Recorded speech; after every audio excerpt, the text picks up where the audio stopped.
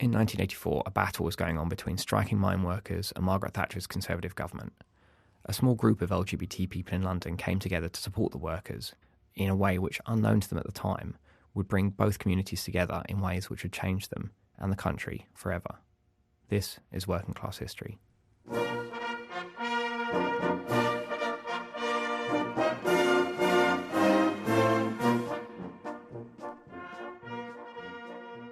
This is the first in a 3-part mini-series about Lesbians and Gays Support the Miners, LGSM, a group which was set up to support miners in Britain during the Great Strike of 1984-5.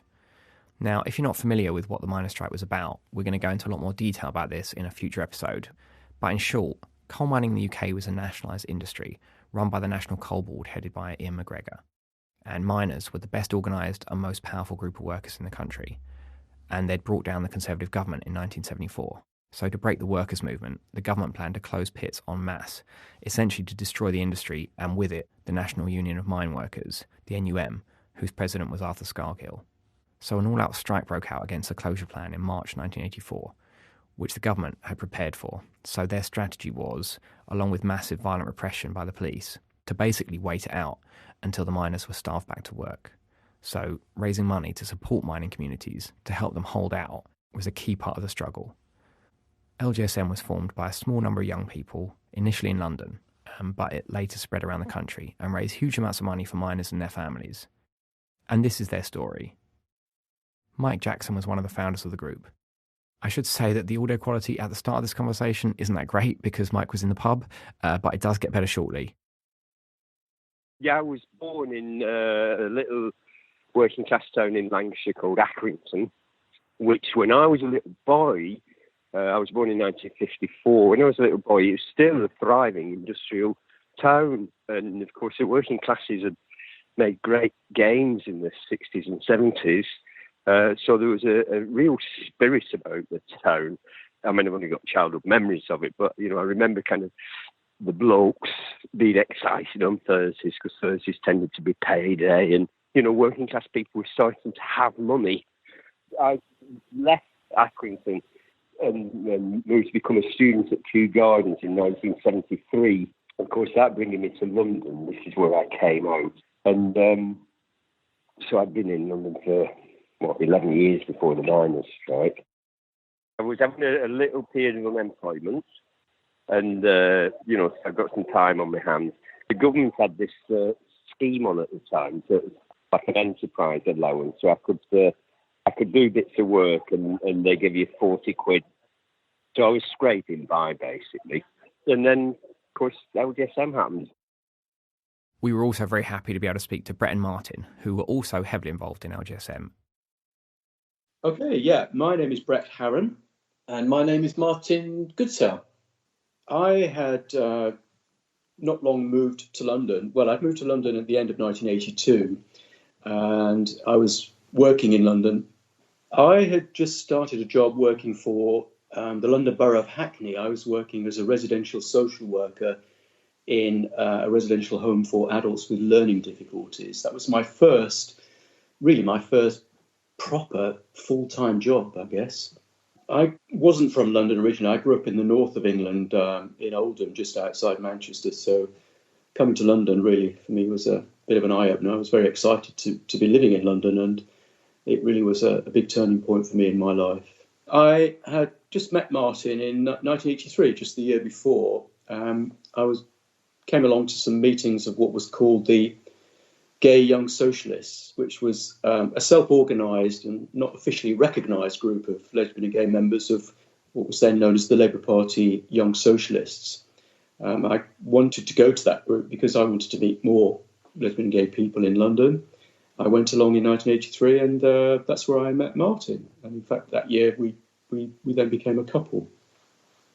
Yeah, I'm from London, born and bred. When I first met Brett, I was working in the antiques trade. I was in a bijou antique shop on just near Bond Street, Burlington Arcade. And yeah, that was when we first met. So living and working in London, yeah. And as Brett said, we met through the Gay Young Socialist group. I was one of the founders of the organisation, and It was a group that ran for about a year and folded just before the miners' strike, which dissolved the group. But lots of the activists, mostly younger activists, who went on to become involved in Lesbians and Gays Support the Miners, LGSM, were actually members of the Gay Young Socialist group. So, yeah, we met there, and that was 35 years ago, and we've been together ever since. So we were both active in the Labour Party, and for me, I was involved in other political organisations too, which I'll probably tell you a bit about later. So living and working in London as two young gay men, basically. Yeah, we were both at that time, in early 1984, we were both 24, just about coming up to 25. So we were still quite young. This isn't just a story about LGSM, but about the relationships they forged together with the mining communities in the Welsh valleys. This is Shaun James, the wife of a mine worker who, like many women, was deeply involved in supporting the strike, as we discuss in our episode 13, which is about women in the miners' strike. Shaun was much later elected as a local Labour MP. I'm still married to Martin, who was employed underground during the miners' strike. He wasn't actually a miner, but he worked underground. He was a fitter underground, and they were all members of the NUM. So when the strike was called, we fully supported the strike, and we got involved with everything that happened during the strike. All of our grandparents, I had a grandfather who was a railway man, and he had farming ancestors, but everybody else, if you trace this back, my husband and I, for years and years, generations, it would be mining. I was a young mother. I had 2 children. I had a little boy of 7.5 when the strike started, and a little girl of 4.5. And they were as big a part of the strike as anybody else, really. So we were on strike from the beginning as a family. Very happy family, very content with our lives, very content as a housewife. I'd always been encouraged to speak up in the community and things, but I was very much involved in my children's school, in getting them involved in their music classes, in going to chapel, etc. So very much a community-based life. Life at the time for LGBTQ people in the UK was particularly hard, and institutional and overt homophobia and discrimination was rife. Well, there was certainly no such thing as equality as we would understand it at that time. Male homosexuality had only been decriminalised less than 20 years previously, in 1967. And even then, the age of consent for gay men was set at 21, whereas the age of consent for heterosexuals was 16. There were no formal legal protections from discrimination for lesbian and gay people in terms of employment rights, housing, provision of services, and certainly no legal recognition of lesbian and gay relationships, e.g. marriage. My recollection and experience was that life for most gay men and lesbians at that time was very closeted, certainly outside the big cities such as London, Manchester and Birmingham, where there was, in fact, a growing lesbian and gay scene. But nevertheless, for an awful lot of lesbian and gay men, I'm guessing their lives were still quite closeted. At that time, I mean, the term LGBT didn't exist really in any way, as far as I can recall. People did say very commonly the gay community or the lesbian and gay community, whereas now, obviously, people are more used to talking about LGBT, LGBTI, LGBTQ+, or whatever. It was, we really just used to say the lesbian and gay community or the gay community, which was a reflection really of where we were in terms of the political situation at that time. Homophobia was fairly casual and overt. That was quite commonplace. The right-wing tabloid newspapers were full of anti-gay stories, which increased in viciousness as emerging details about HIV and AIDS became more widespread.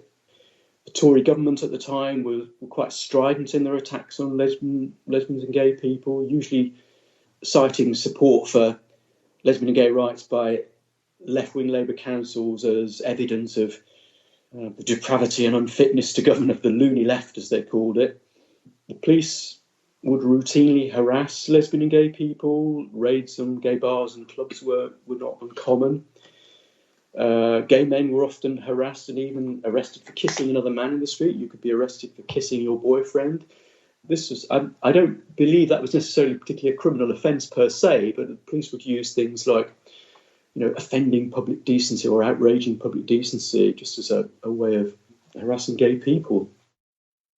For Martin in London, where there was a much bigger and more visible gay community, things weren't as bad. I think for me, I'll talk about the personal side.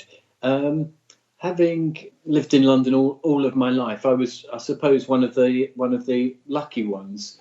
I never felt particularly ashamed of being gay, quite the opposite, actually. And I had relationships fairly early on as a teenager. And where I lived in West London, it was very close to Earl's Courts. There were always gay people around. And lots, more than now actually, lots of bars to go to, particularly around the Earl's Court area. So, yeah, I mean, I was out and about as a young gay person from fairly early teens, I suppose, in some ways. It was quite easy to get into pubs when you were 16 years old at that time. So on a daily basis, as long as you weren't openly gay, I suppose, you could live a fairly gay life. It was under the radar. You couldn't be out to everybody, but, you could lead a fairly reasonable life within limits. I worked at, I had Saturday jobs and worked in clothes shops around Kings Road, Kensington Market. And there were always lots of gay people around. So I think it depended where you worked and what you were doing. But it felt at the time quite an exciting place to be living in London at that particular point. That's not to say life wasn't tough for other people. I can remember reading in the local paper where anyone caught cottaging or hanging around Brompton Cemetery at the time, their names and addresses would be published in the local newspapers. So it's incredibly vindictive. There was bullying at school, but also it was a time of, there was a lot of excitement around fashion and music. It was a time of glam rock and androgyny and Ziggy Stardust, Mark Boland. So there was times, it felt like times were changing. It was quite exciting on some levels. I think London obviously was a very, very different ball game. And as Martin said, lots of things were happening, and obviously a lot of people could live a life under the radar, if you like. But growing up in the north of England, certainly my experience was very, very different. So it didn't feel it was particularly easy to live an openly gay life, and I couldn't wait to leave university and come down to London, as I guess was the same trajectory for an awful lot of people. But like Martin said, well, although I said at the beginning that legally there were lots of issues, lots of problems, it wasn't always easy for people to be openly gay. There was, at the same time, in the early 80s, early mid 80s, there was a coming to the fore of lesbian and gay issues, certainly politically. A lot of left-wing Labour councils up and down the country, particularly in London, Ken Livingstone's Greater London Council, were starting to actively and very positively take up lesbian and gay issues in a way that hadn't really happened before. And this was something really quite exciting for me and for Martin and people like ourselves, because all of a sudden someone was actually making a noise, saying that actually these were issues which were politically important and were giving voice to lesbian and gay people in a way that we hadn't really experienced previously. I mean, that was a source of great tension and conflict with Margaret Thatcher's Tory government. As I said, they took a very strident tone about lesbian and gay issues. And so people like Ken Livingstone and the leaders of other I guess principally in London Labour councils, but also in places like Manchester and Liverpool, these people became targets for attack by the government and by their friends and allies in the right-wing, particularly tabloid press.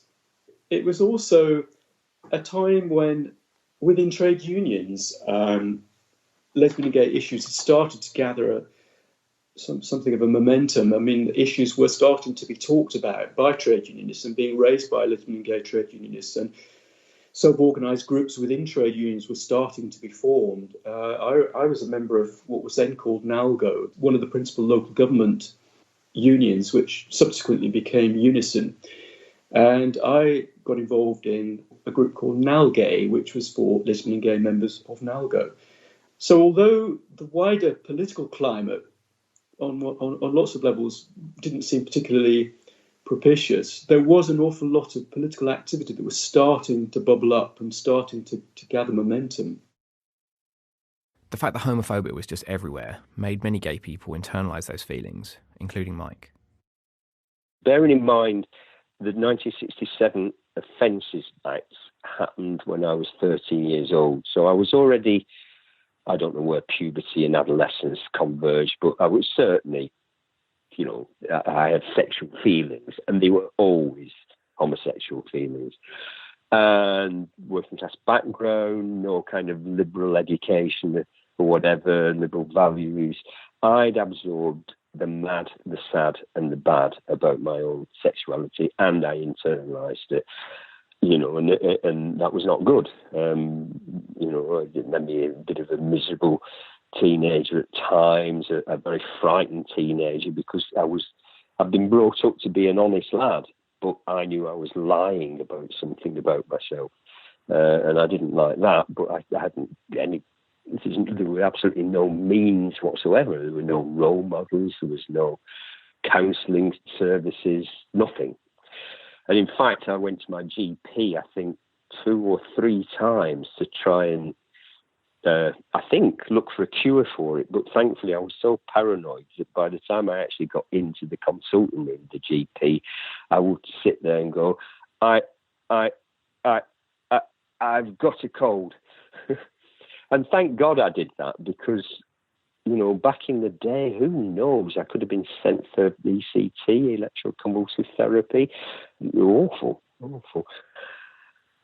So I used to, as a teenager, I used to go cottaging, which is having sex with men in public toilets. I was underage, and although I was proactively going out seeking this, you know, I look back and think these men were paedophiles, really having sex with a teenage boy.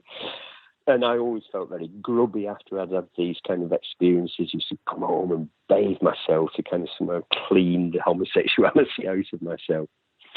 And then I came out, and literally I came out as a result of phoning Gay Switchboard. It would have been several phone calls. I'm sure I would have argued with them saying, I know you don't think there's anything wrong with homosexuality, but I do.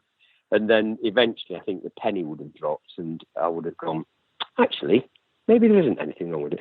And then it was like an explosion.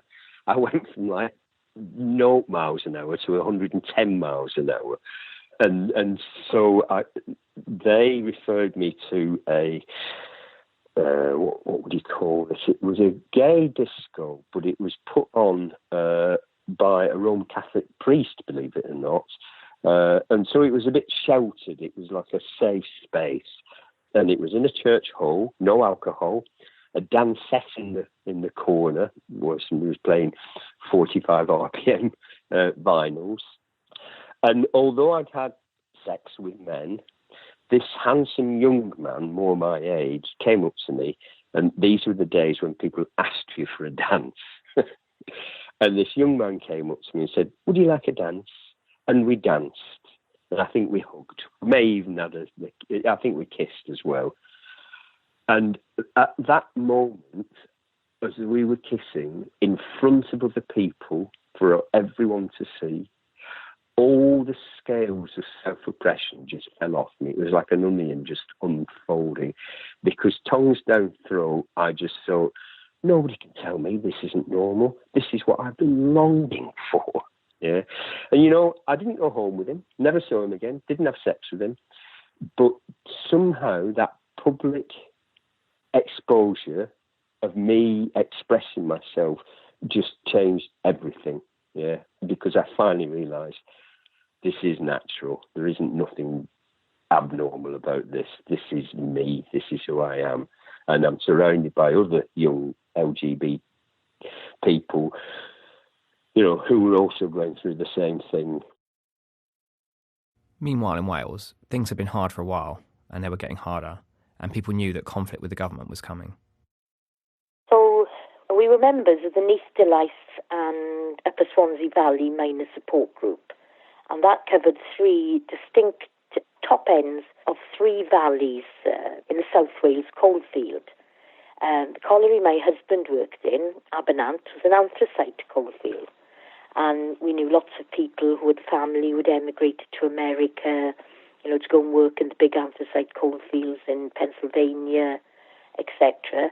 And although we'd seen the contraction of the mining industry and we'd seen bits close, everybody, in a sense, people who had stuck it out or who were still working underground, were very supportive of Arthur Scargill, felt very passionately when the strike began that what we were fighting for was the dignity of work, because we'd also come through 5 years of Thatcherism.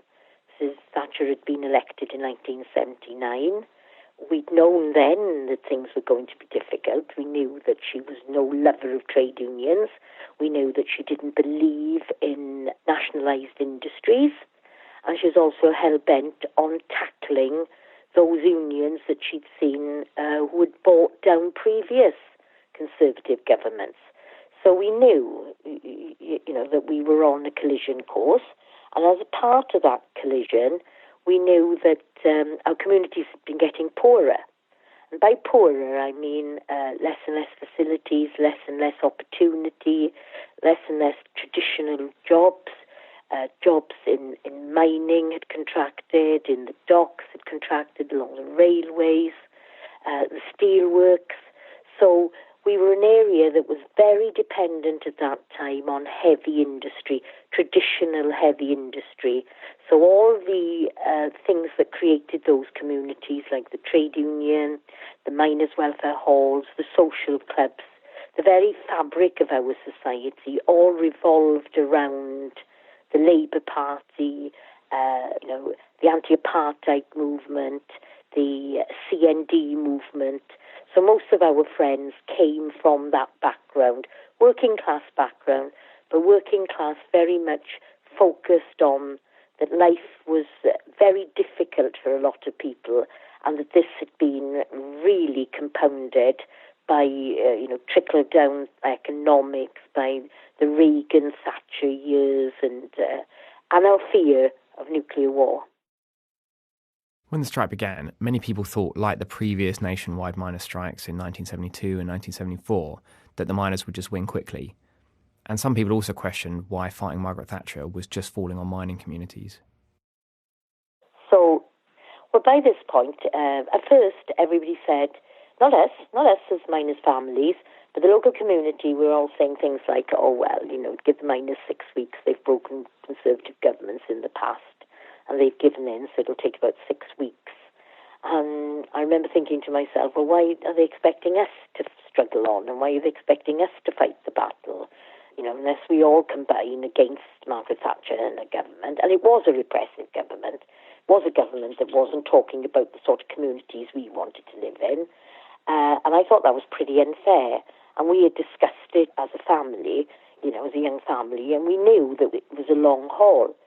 So what was happening at this point was that the strike was hardening, people getting more and more determined. So we'd got from March through to about the July, August, and it was starting to dawn on us that it was going to be far longer than a quick strike like I'd seen with my father in the past and we'd seen in 82. Martin was working underground, and we were pretty much entrenched. But what was happening is, as sort of like fighting back against this, was that Ian McGregor was saying things like, don't support the miners, you're paying for violence, you're supporting Arthur Scargill and his flying pickets. And we were saying, no, you're not. You're supporting hard-pressed communities. You're providing food and support for miners and their families.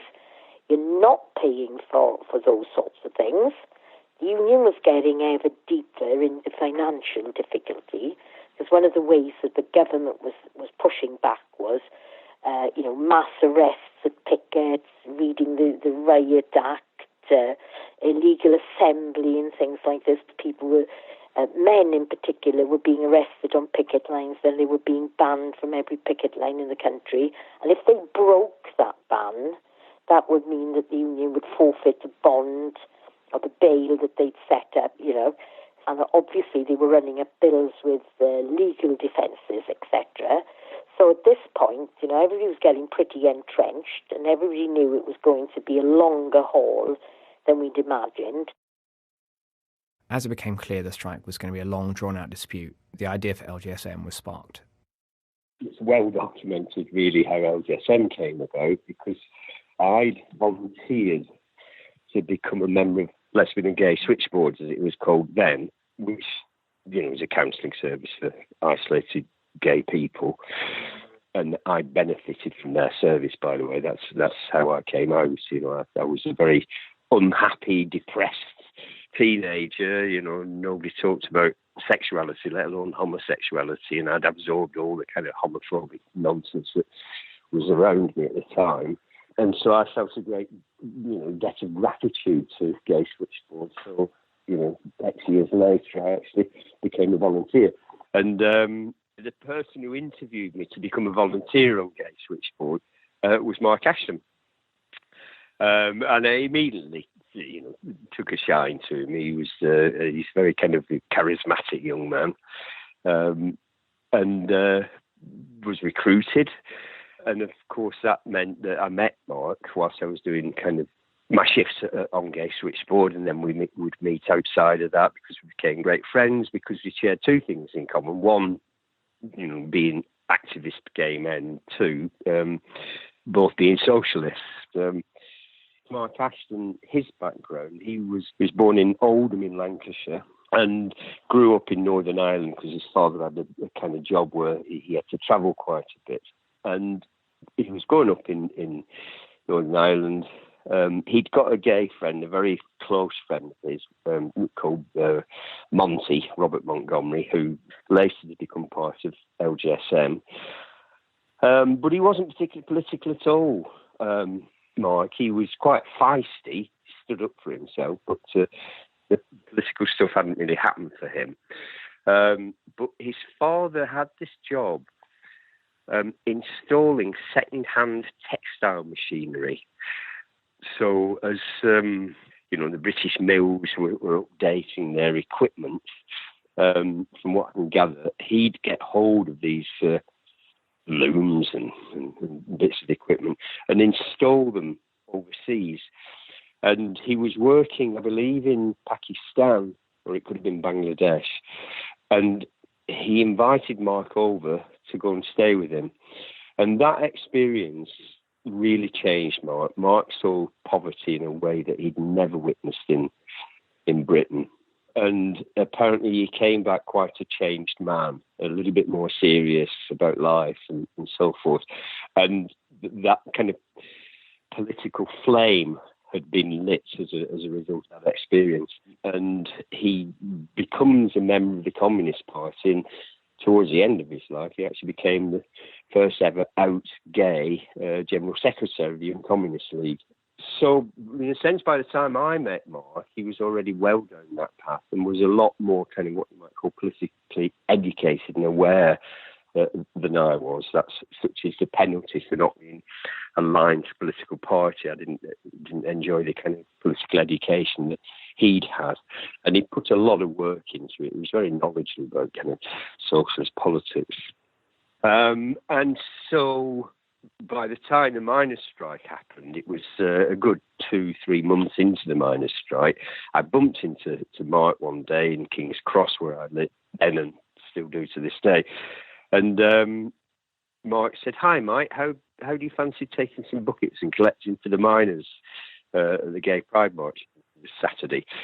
So this is 1984. And I said, "Yeah, good idea." And that's how it all started, really. It was as simple as that. after the Pride March, there was a rally in ULU, which was the London University Students' Union, and another organisation, the Labour Campaign for Lesbian and Gay Rights, had already organised a meeting there to support the miners, and they got a young Kent miner to come up to speak at the meeting. So naturally, Mark and I went to this, and it was packed. It was standing room only, and the miner got a very good reception from people. There was another collection, I believe, and Mark just said, "We're on to something here." So he set up a meeting held in his flat in the Haygate estate in South London. And we had the very first meeting on the 11th of July 1984 in his flat, and 11 people came to that. And they were mainly people from what you might call political backgrounds, but not all. There were people who were fairly new to politics. And people like me, I was never one for party politics. So, I wasn't like a kind of Trot or a Stalinist or a Communist or a Labour Party member at that stage. I was unaligned. And that's how LGSM started. Given all the discrimination against LGBT people, Mike and Mark felt it was important that they had an explicitly lesbian and gay organisation. So it's 1984. We'd had gay liberation for 14, 15 years in its various guises. We still didn't have any rights whatsoever. And in fact, although the 1967 Sexual Offences Act decriminalised homosexuality, the arrests of gay men shot up dramatically after that act was passed. Okay, so it's no longer criminal to be a homosexual, but what the police were doing was that they were entrapping gay men, and they were using soliciting, importuning and gross indecency as ways to oppress gay men.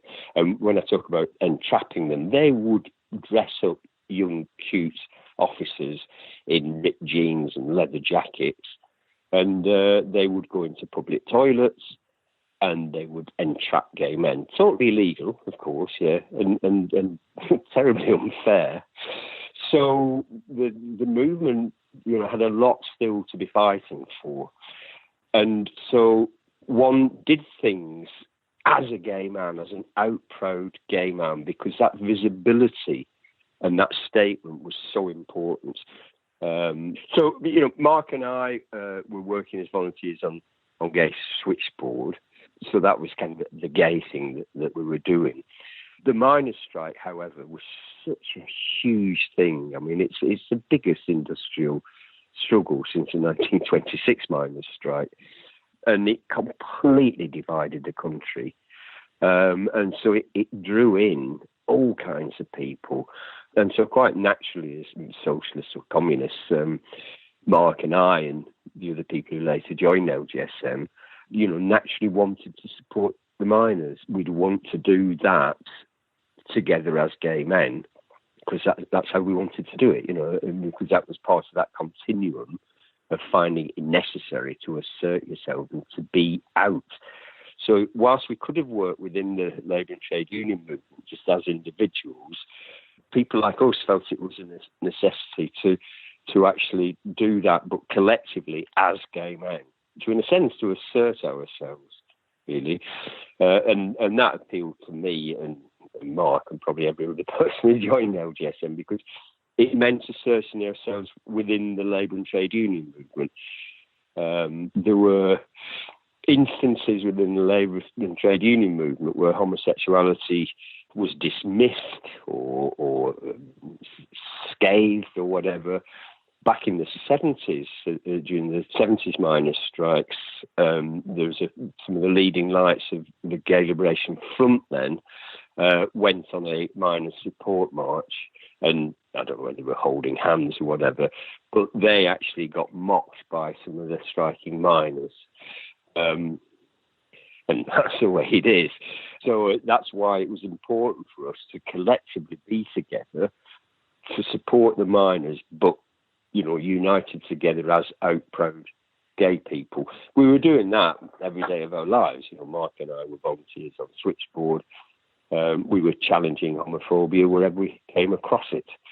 And working class people were just as capable of being homophobic and working class men as anybody else were. But the point is to challenge it and to change hearts and minds, which is what we were used to. In a sense, when we started LGSM, we anticipated that we would have to be dealing with homophobia within the mining communities. Why not? It exists everywhere else around us. But we were prepared to challenge it. We certainly didn't support the miners with any sense of mutual exchange. We were prepared, unqualified, to support them in their struggle.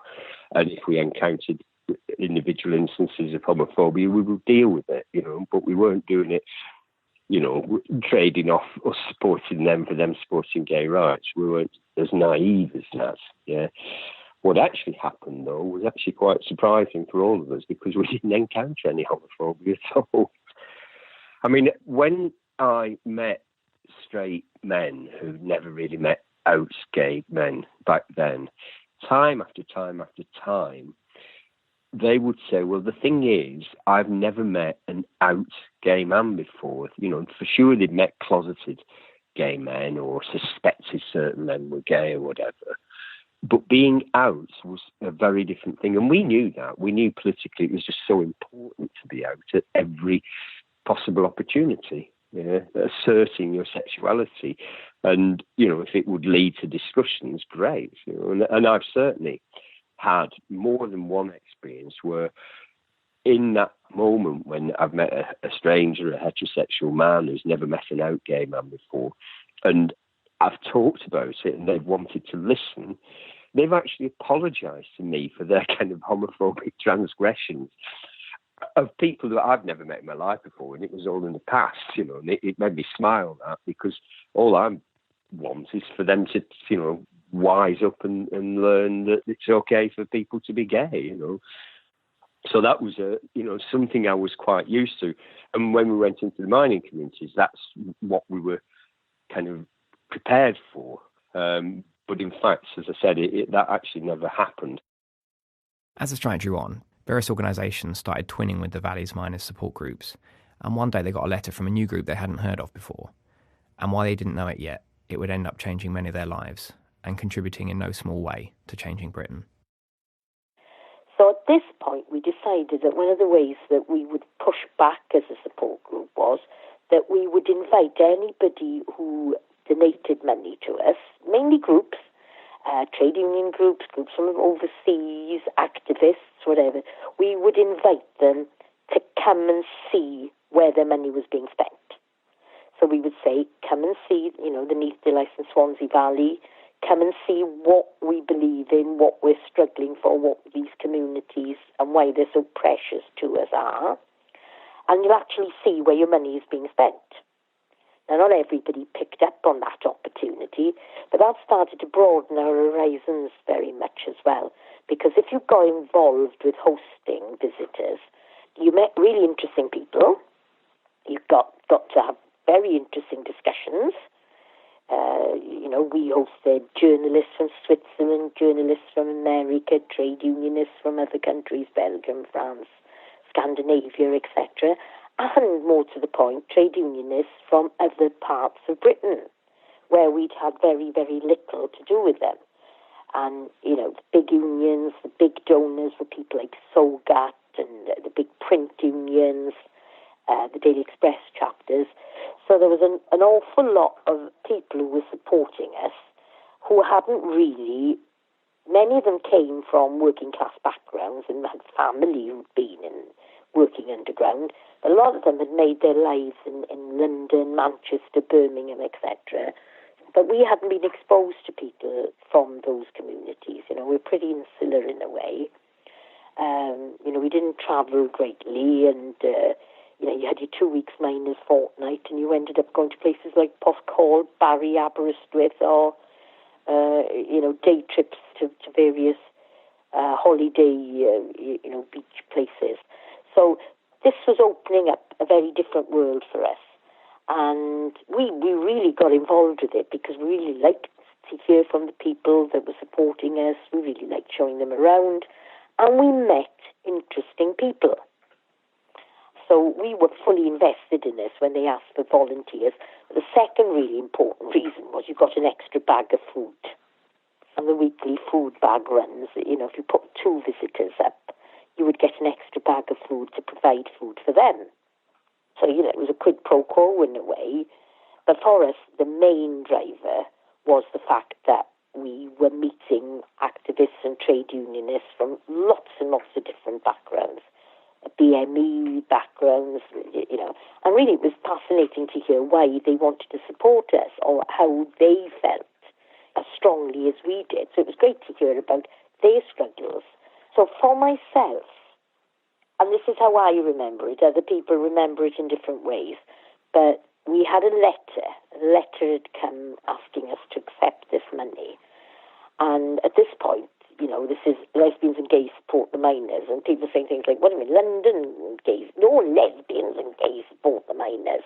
So there's a little bit of, and then there was sort of like a really sort of strange little nervous laugh that went round, and people saying, what are you laughing at? And we said, oh, no. And then there were lots of little jokes,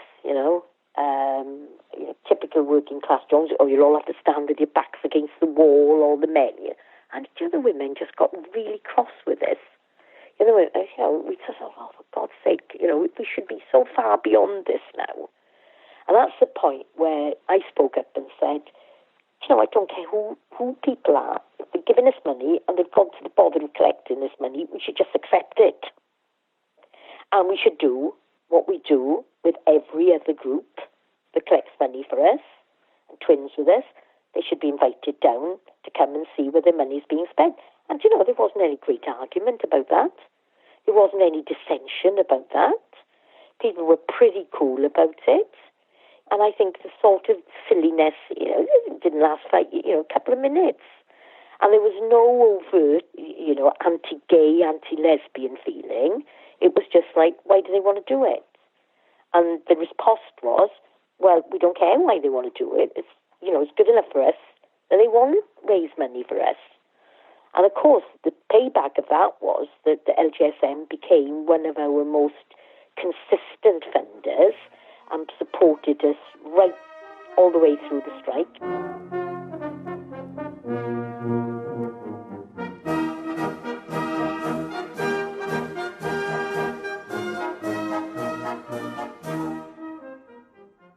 Well, that's it for part 1. Our Patreon supporters can listen to all 3 parts now, as well as 2 bonus episodes.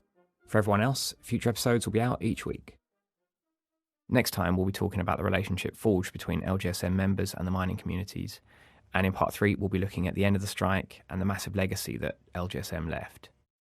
Some of what we were told, unfortunately, we just couldn't fit into the episodes. So that's what we've put in the 2 bonus episodes for our Patreon supporters. We've also got more information, including photos and video, on our website, workingclasshistory.com, linked in the show notes. This mini-series is part of our wave of new episodes we're spending a lot more time on. As we've got no adverts or corporate sponsors, and we want all of our episodes to be available for everyone, we'll only be able to keep doing this if we get more support from you, our listeners, on Patreon. Patreon is a service which enables people to support us from as little as $2 a month, and in return get benefits like exclusive early access to episodes, bonus audio, access to our database of events and map under construction, our annual report, free and discounted merch, and more. So if you can, please consider supporting us at patreon.com/workingclasshistory. That's patreon.com/workingclasshistory. If you can't, that's totally cool too. But maybe you could do something like give us a review on your favourite podcast app or share our episodes on social media. Thanks to all of our existing Patreon supporters for making this podcast possible. This episode was edited by Jesse French. Theme music for this episode is by the Kellingly Colliery Brass Band. Catch you next time.